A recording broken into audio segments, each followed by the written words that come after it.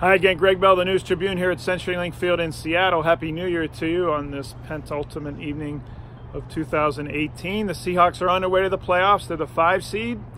Going to play at the 4th seeded Dallas Cowboys Saturday, 5:15 Seattle time in Arlington, Texas on Fox, the Saturday night primetime game. Seahawks finished 10-6. 6th time now in Pete Carroll's last 7 years coaching this team, they've finished with 10 wins. That's more than the Seahawks had in their entire franchise career until Pete Carroll got here in 2010. But it wasn't easy and it was pretty ugly. You probably had to cover your eyes for most of this. First, the good. 27-24 over a 3-13 Arizona team is not the good, but how they got there was Frank Clark and Jarran Reed controlled the game on the defensive line for Seattle. They were all over poor Josh Rosen, the Cardinals rookie quarterback, each sacking him 2 times each. Seahawks got 6 sacks. Reed ended up, Frank Clark we knew coming in would be the one lone returning pass rusher with Michael Bennett and Cliff Averill gone. He ends up with 14 sacks, Clark does, career high. He's going to get paid big time. He's going to go from $940,000 this year, ending his contract, to maybe $18 million or more next year, his contract ending this season. But we didn't know Jarran Reed. The Seahawks didn't know Jarran Reed would have the production he would have in the pass rush. He had 3 sacks total his first 2 years in the league with the Seahawks. 10.5 he finished with. That's an Aaron Donald-like number for a defensive tackle. The 24.5 sacks for Clark and Reed is the 3rd most by a duo on the defensive line in Seahawks history for a season. Chris Carson, another 100-yard game, 122 yards. 61 of them came on a sprint up the middle in the 3rd quarter, after the Seahawks got a gift from officials, a defensive holding call down the field, Doug Baldwin getting held while Russell Wilson was trying to throw the ball out of this end zone and dropped the ball. Didn't even get the ball out of his hand.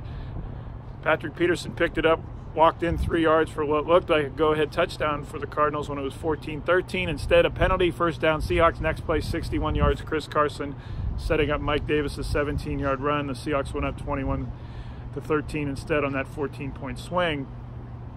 And let's talk about Tyler Lockett and Russell Wilson. Russell Wilson set his franchise record today with 35 touchdown passes for the season, the 35th one being to Lockett in the first quarter.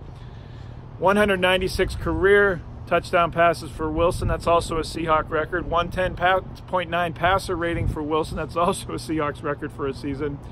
And he wouldn't have any of those numbers without Tyler Lockett this year. As Doug Baldwin got hurt with knee injury, groin injury, shoulder injury, the 30-year-old getting older this season, Tyler Lockett emerged. And this is why they gave him the $31.8 million extension before this season. Lockett's unspoken understanding with Russell Wilson won today's game on the final drive. 1 minute left. Seahawks, Brad Schottenheimer, the offensive coordinator, sends Lockett on what's supposed to be a post route at the Cardinals safety Trey Boston. Lockett gets behind the inside short route by Doug Baldwin, sees Boston in the middle of the field. Instead of running the assigned post route, he veers outside and stays out toward the numbers, puts his hand up. Lockett puts his hands up, and Wilson reads the improvisational change in the route, throws to the outside shoulder. Lockett was facing inside, had to twist his shoulder outside, makes a catch outside the numbers near the sideline. So what was supposed to be a post route became pretty much a flag route deep into the outside. 37 yards later, the Seahawks are on the 25-yard line. 3 runs to run out the rest of the clock with a minute to go in the final minute. Sebastian Janikowski kicks his 2nd last play field goal to beat the Cardinals this season, his 3rd last play field goal to win a game this year, counting the Carolina one.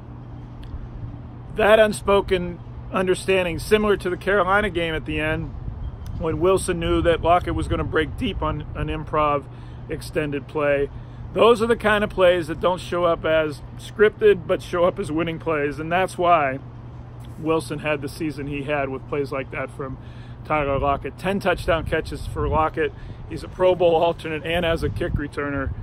Hard to see a wide receiver having as much of an impact. Too many more wide receivers having as much of an impact on the little things to get games winning as Tyler Lockett has had for Russell Wilson this year. But there is of all the passing efficiency, touchdowns, and great season that Russell Wilson, excellent, perhaps his best season, considering how the Seahawks were the #1 rushing team in the league. He was sacked 51 times this season. That's the most in his career. Seahawks ended the day tied with San Francisco for 10th in most sacks allowed. Then they allow 6 more today, and that offensive line has to fix that. When teams know that they have to throw, the Seahawks are in trouble still. And it's been that way all year, even when the starting offensive line has been out there. Wilson threw it fewer times than anybody in the league and still got sacked 51 times in 16 games. Sweezy's supposed to be back. Fluker's supposed to be back. The offensive line is supposed to return to normal with Jermaine Ifedi at right tackle. That's become increasingly important as this week goes on for the short week Saturday playoff opener. 6th time in 7 years the Seahawks are in the playoffs, and at a Dallas team that they beat here in week 3 when Tyler Lockett said, we, quote, found our identity running the ball. That was the first of Chris Carson's 6 100-yard games this season, and it was the Seahawks' first win of the year 24-13. All of it is online at thenewstribune.com. You can follow me, of course, at GBellSeattle. I'll be at the Seahawks tomorrow for Pete Carroll's press conference on New Year's Eve. Then on New Year's Day, which will be a regular Wednesday workday for the Seahawks, no holiday then. And, of course, I'll be in Texas on Saturday night for the Seahawks playoff game against the Cowboys. Again, Happy New Year. Thanks for watching.